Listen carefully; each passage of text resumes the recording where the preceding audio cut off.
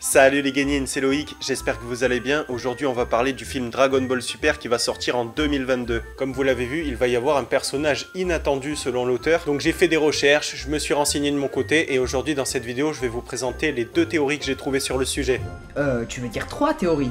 Ah non, je t'assure que j'ai que 2 théories moi. Ah c'est bon, t'inquiète, je m'occupe de la 3ème. Ah ok, bon bah merci, c'est sympa mec hein. Mais juste pour info comme ça, t'es qui?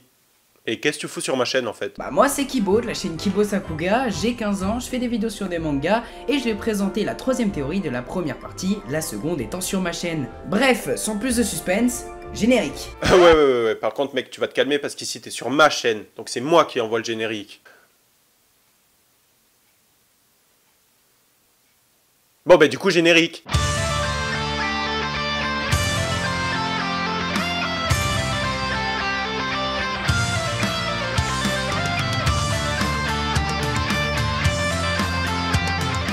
La première théorie, le personnage inattendu est Cooler, le frère de Freezer. Alors pour tous les fans de Dragon Ball Z qui ont vu les films, normalement vous connaissez Cooler, parce qu'il a déjà eu le droit à 2 films entièrement pour lui. Le premier, La Revanche de Cooler, où on découvre le personnage, on découvre que c'est le frère de Freezer. Ensuite, Cooler a fait son grand retour dans le film Les 100 000 guerriers de métal, donc franchement si vous voulez passer un bon moment, je vous conseille d'aller voir ces films. Alors pourquoi Cooler? Déjà comme tu le sais, à plusieurs reprises, Dragon Ball Super a rendu canon des personnages qui ne l'étaient pas. Par exemple, ça a été le cas avec Broly, qui d'abord a été repris par Kale, et ensuite il a carrément été repris intégralement dans le film Dragon Ball Super qui est sorti récemment. Donc on peut dire sans souci que Dragon Ball Super aime bien rendre canon des personnages qui ne le sont pas, parce qu'en général ces personnages ils sont aimés du grand public, ils ont un certain style et on aime les revoir. Donc pourquoi pas faire la même chose avec Cooler, qui est un personnage aussi aimé des fans, qui a eu 2 films qui lui ont été entièrement dédiés et qui franchement a un style bien à lui, un bon design et je pense que ça ferait plaisir à énormément de personnes de le revoir. Ensuite, n'oublie pas que Freezer est devenu beaucoup plus fort avec seulement quelques mois d'entraînement. Et quand je te dis beaucoup plus fort, le fossé est vraiment immense, parce qu'il est passé du niveau Super Saiyan 1 et encore ce niveau-là n'était pas atteint, il est passé de ça à un niveau Super Saiyan Blue en seulement quelques mois. Donc s'il arrive à acquérir cette force en s'entraînant seulement quelques mois, on suppose que toute sa race en est capable. A noter aussi que quand Freezer a obtenu sa Golden Form, il avait encore un gros point faible à l'époque, c'est que son énergie diminuait beaucoup trop vite. Mais encore une fois, en quelques mois seulement, il a appris à contrôler son énergie lorsqu'il a été au paradis et qu'il devait apprendre à maîtriser ses nerfs. Donc on peut lui reconnaître qu'il arrive à progresser énormément en très peu de temps. Et on suppose que cette particularité est commune à toute sa famille. Maintenant, on va s'intéresser au film Broly, dans lequel Freezer au début du film recherche les 7 boules de cristal. Et quand on lui demande pourquoi il les recherche, il dit qu'il veut grandir de 5 cm. Alors je sais pas toi, mais moi cette version j'y ai pas trop cru. Le mec il risque quand même sa vie en revenant sur la Terre juste pour grandir de quelques centimètres, on est d'accord que c'est débile. Donc on peut supposer qu'avec les boules de cristal il cherchait un moyen de prendre sa revanche sur Goku. Et ces moyens ils sont simples, ils sont au nombre de 2. Soit tout simplement il allait demander d'être immortel, soit il allait demander un allié pour combattre avec lui. Et c'est là qu'on y vient avec Cooler. Parce que rappelle-toi que si toute sa famille, toute sa race, elle arrive à progresser énormément en très peu de temps, Cooler peut être un allié de taille. Il suffirait de le ressusciter avec les Dragon Ball, de le faire s'entraîner quelques mois et de retourner sur la Terre pour combattre Goku et Vegeta. Et ensuite, pour appuyer encore plus cette théorie, on voit à la fin du film Broly que Freezer nous dit qu'il va revenir et qu'il aimerait avoir un allié de valeur à ses côtés. Donc on suppose qu'il parlait de Broly, mais rien ne le prouve. Peut-être qu'il peut faire appel à Cooler ou à quelqu'un de sa famille. Donc maintenant, je te laisse imaginer un film avec Freezer et son frère contre Goku et Vegeta. C'est sûr que ce serait un combat épique. On aurait le droit à Golden Cooler, Golden Freezer contre Vegeta et Goku de l'autre côté. Donc je pense que c'est un combat qui ferait plaisir à énormément de fans de Dragon Ball de 1 et de 2 qui permettrait de rendre canon un personnage qui est quand même aimé du grand public, qui est stylé et qui pourrait quand même avoir un rôle à jouer par la suite dans l'histoire.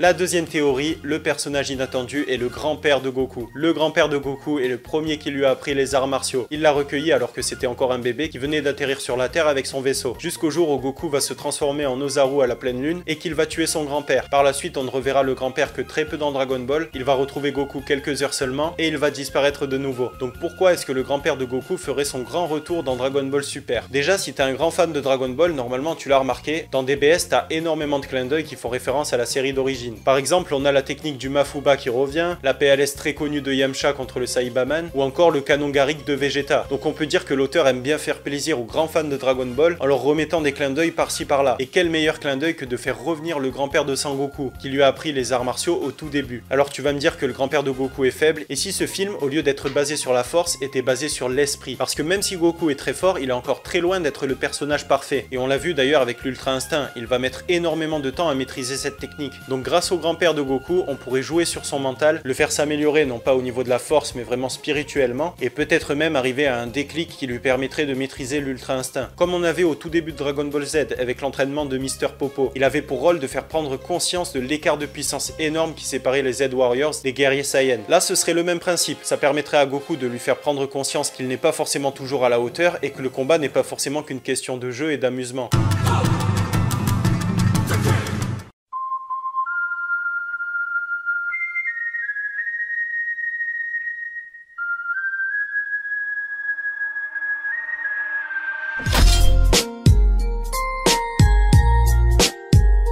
Tapion est un personnage exclusif du film 13 Dragon Ball Z l'attaque du dragon sorti en 1995. Oi est un vieil homme menaçant de se suicider si on ne l'aide pas à libérer son ami Tapion, prisonnier dans la boîte à musique. Nos amis convainquent donc Shenron qui parvint à le libérer. Malheureusement, Tapion possède en lui la moitié d'un terrible monstre maléfique, Hildegarde. Nos héros vont donc se battre contre cette créature, cependant Trunks va se lier d'amitié avec Tapion au point de le considérer comme son grand frère, refusant de le tuer pour détruire le monstre à l'intérieur de ce dernier. Je pense que ce personnage pourrait faire son retour car vous en doutez, s'ils font un film sur Dragon Ball avec un personnage inattendu, ils vont pas se priver de faire du fanservice. De toute façon, tout le monde est d'accord pour dire que Tapion est un personnage charismatique et attachant. Bref, si je pense que c'est le personnage mystère, c'est aussi pour l'histoire qui en découlerait. Comme dit précédemment, la relation entre Trunks et Tapion est très forte et un film concentré sur Trunks ne serait pas de refus car depuis son combat contre Boo en Gotenks, il ne sert plus à grand chose et est relégué au second plan, jusqu'à en arriver à se prendre des fessées par Beerus dans Dragon Ball Super. Ouais, c'est pas fou.